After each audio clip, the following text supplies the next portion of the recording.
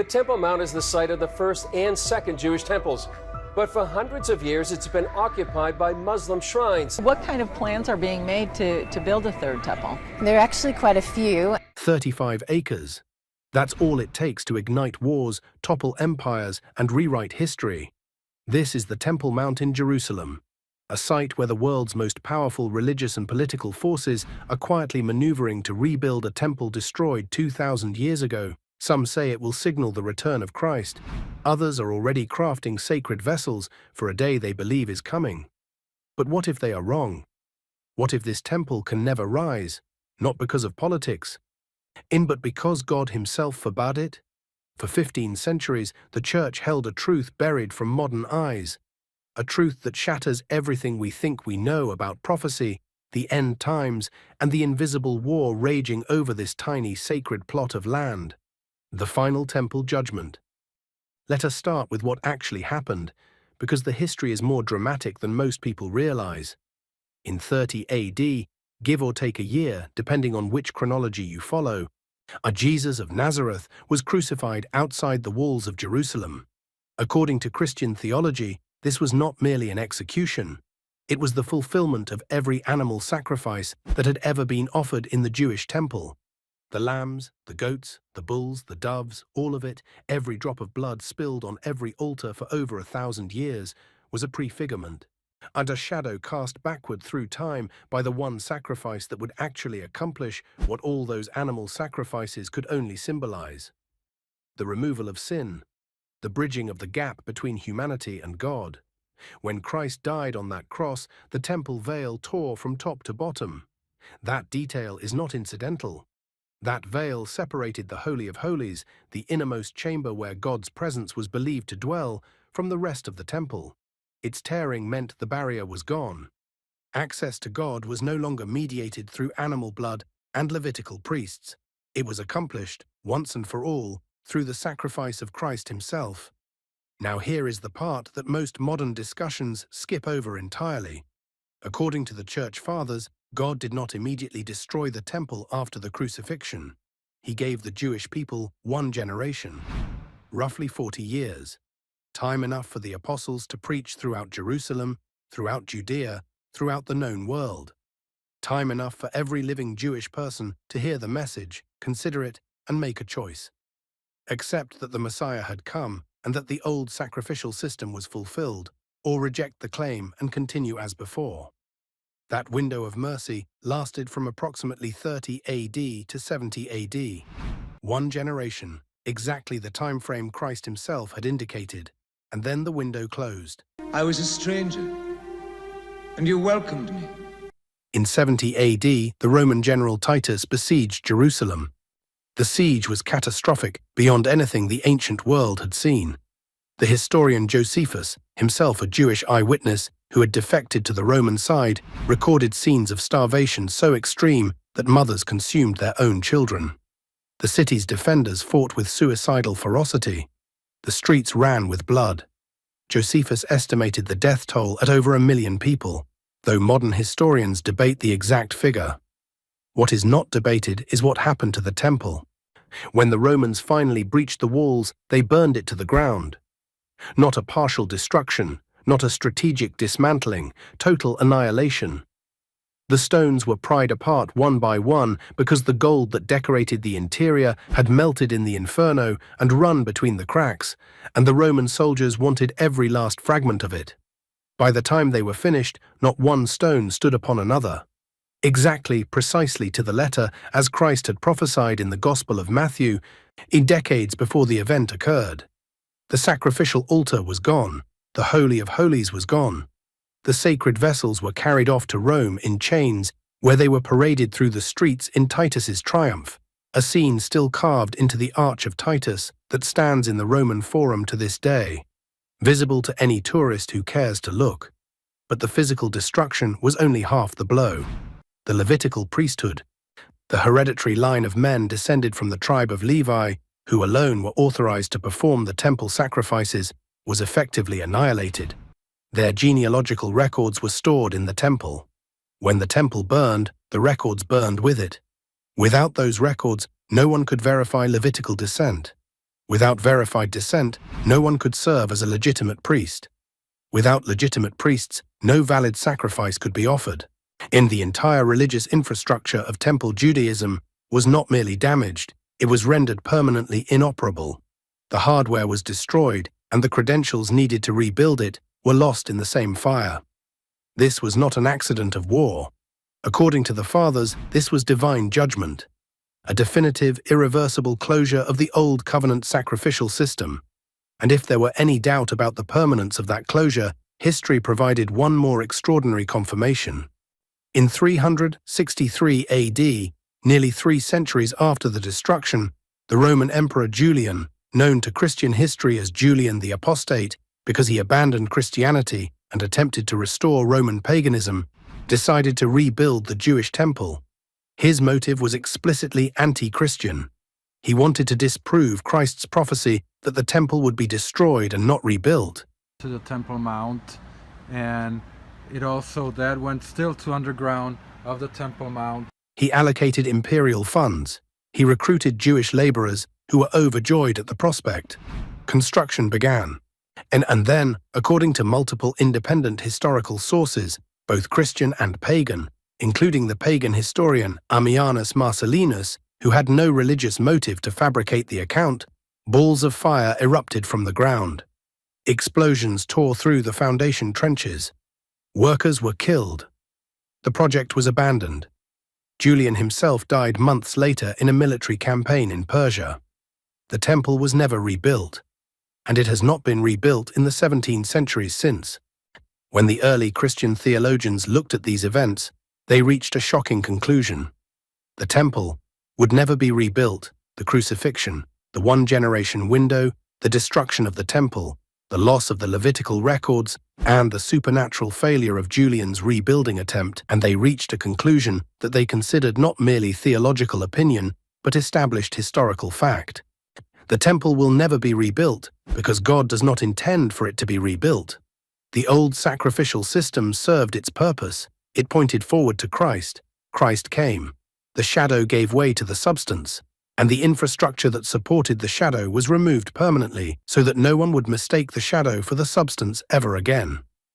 The abomination within now here is where things get genuinely uncomfortable, because what I'm about to tell you contradicts one of the most widely held beliefs in modern evangelical Christianity. And it contradicts it not with speculation or personal opinion, but with the direct testimony of the earliest Christian theologians, the men who learned their theology from the apostles themselves or from the direct students of the apostles. You have heard the phrase, the abomination of desolation.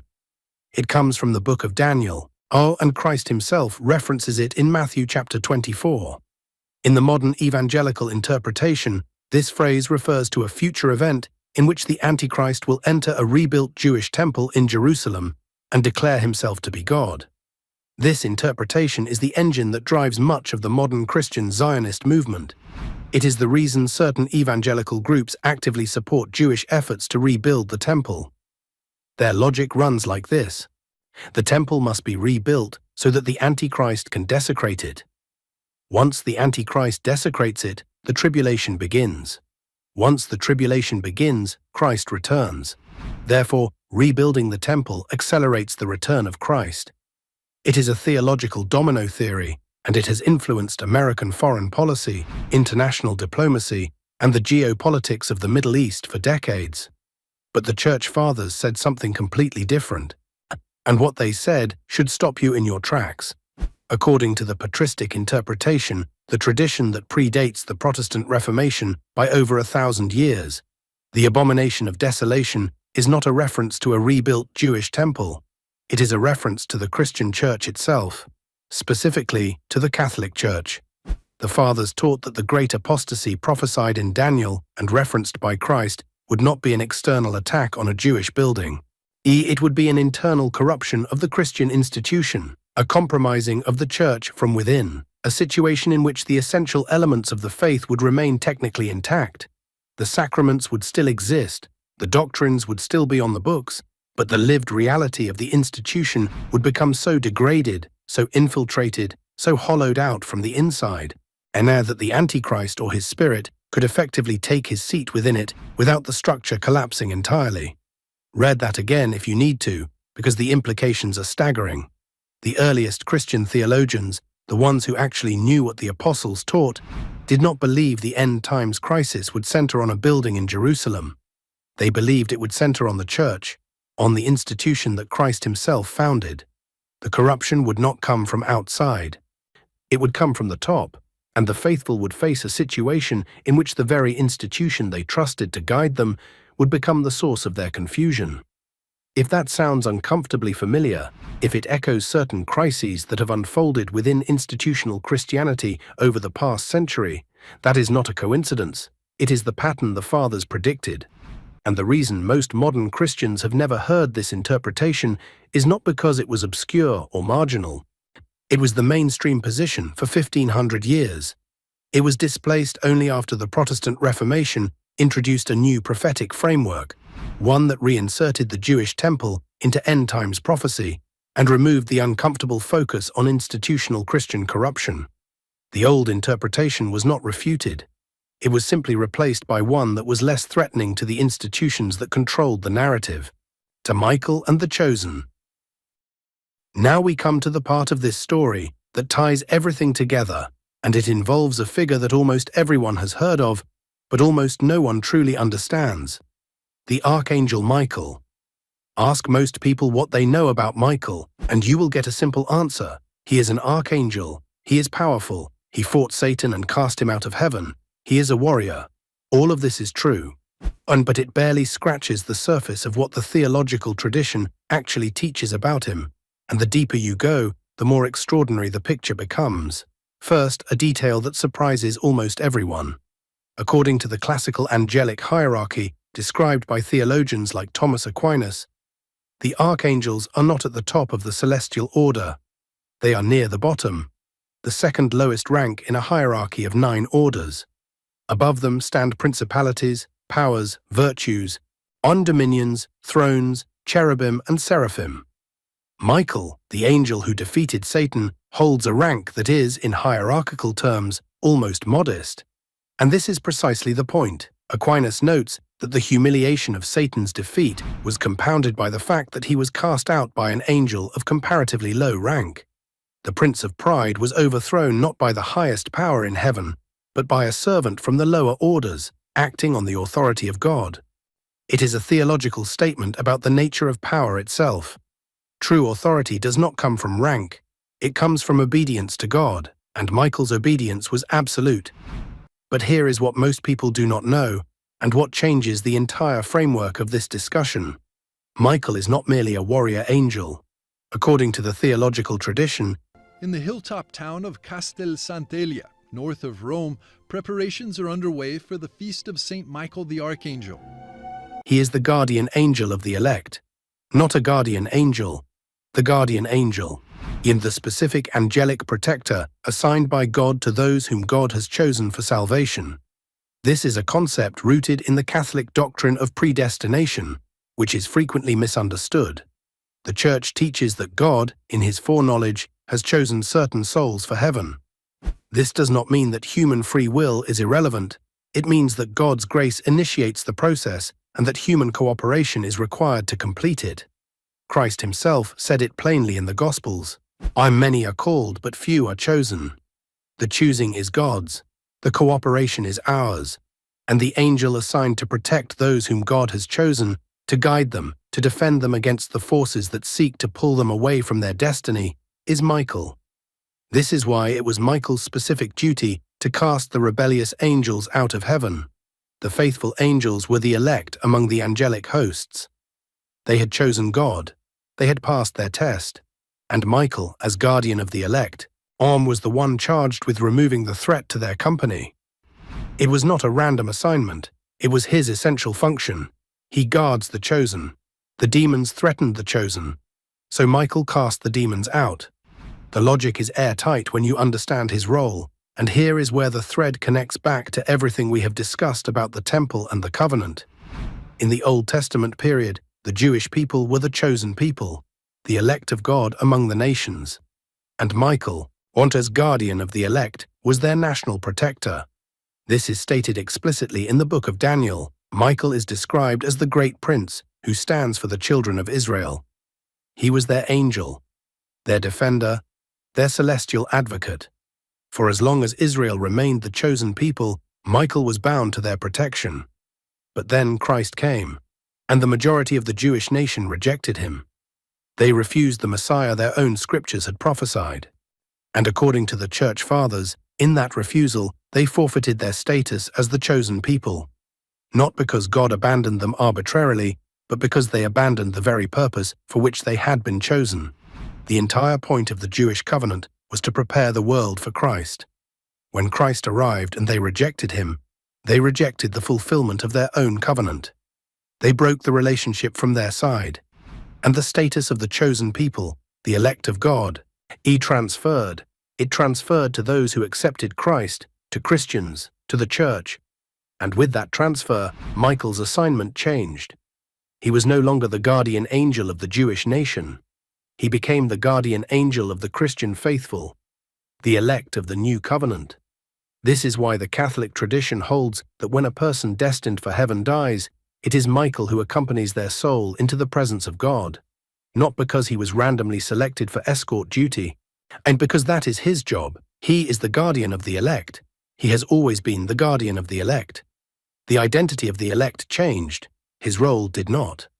And for those who wonder, as some have speculated, whether Michael might actually be Christ himself appearing in angelic form, the theological tradition is unambiguous. Christ is God who assumed a human nature. Michael is an angel, a created being of an entirely different nature. They are not the same person. They are not the same being. They serve the same God, but from fundamentally different positions in the order of creation. The confusion arises only when people read the Old Testament references to Michael without understanding the distinction between the creator and the created, between the divine nature and the angelic nature. That distinction is absolute, and the fathers were adamant about maintaining it. And this, more than anything else, explains why the temple will never be rebuilt and why the modern push to rebuild it is based on a fundamental misunderstanding. The covenant that the temple served has been fulfilled. The priesthood that operated within it has been dissolved. The chosen people that it belonged to have been redefined. The guardian angel that protected it now protects someone else. Every theological pillar that supported the temple's existence has been removed. What remains is a memory. A profound and sacred memory, but a memory nonetheless. And building a new structure on that ground would not restore what was lost. It would be an architectural argument with a theological reality that has already been settled. The Derby deception. So if the church fathers are right, if the temple is never coming back, if the abomination of desolation refers to internal Christian corruption rather than a Jewish building, and if the covenant has been transferred to those who follow Christ, then what exactly is the modern world doing? And more importantly, why is almost nobody asking this question? The answer is that a prophetic framework, barely 2 centuries old, has become so dominant in popular Christianity that most believers do not even realize it is a recent invention.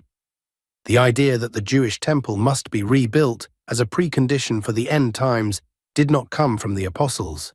It did not come from the church fathers. And it did not come from a single theologian in the first 1500 years of Christian history. It came from a man named John Nelson Darby, an Anglo-Irish preacher who developed a system of biblical interpretation called dispensationalism in the 1830s. Darby divided all of history into distinct periods, or dispensations, in which God dealt with humanity under different rules. Within this framework, the Jewish people retained a separate prophetic destiny from the Christian church, and the rebuilding of the temple became a necessary event in the end times timeline.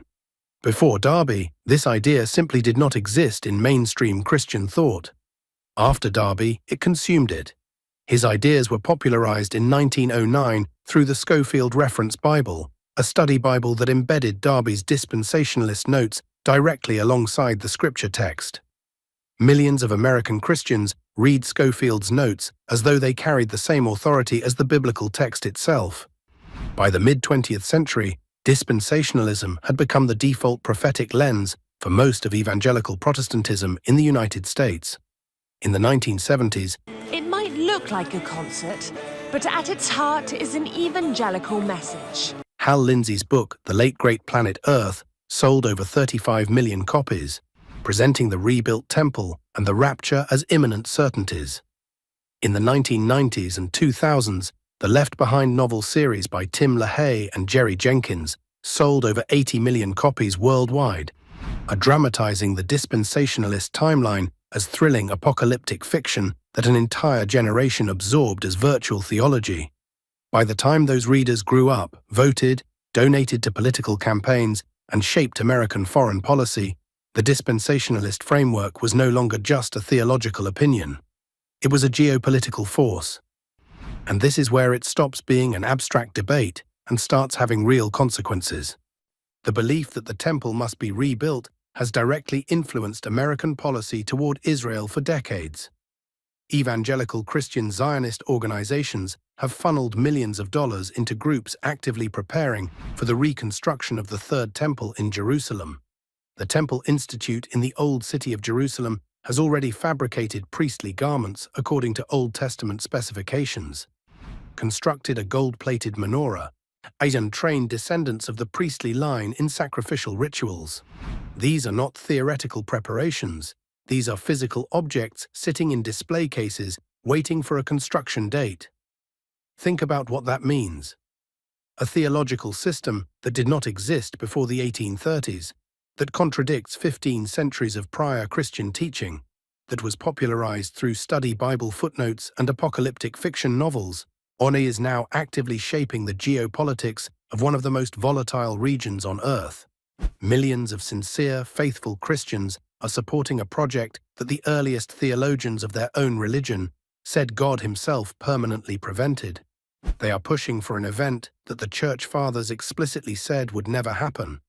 And they are doing so because almost no one has told them that the older interpretation exists, not because it was refuted, not because it was disproven, but because it was quietly replaced by something newer, simpler, and far less threatening to the institutions that benefit from keeping the focus on Jerusalem rather than turning the mirror on themselves. The war is not over. The temple in Jerusalem may never rise, but the battlefield that truly matters, the hearts, the minds, the faith of those who seek the light, is under siege right now. Angels stand guard, hidden forces press in, and every choice you make, every truth you accept, it determines where you stand when the final reckoning comes. So ask yourself, when the familiar faces and comfortable words start to shift, when the walls of what you thought was safe begin to crumble, which side will you be on? And when the silence breaks, will you even recognize the truth standing before you?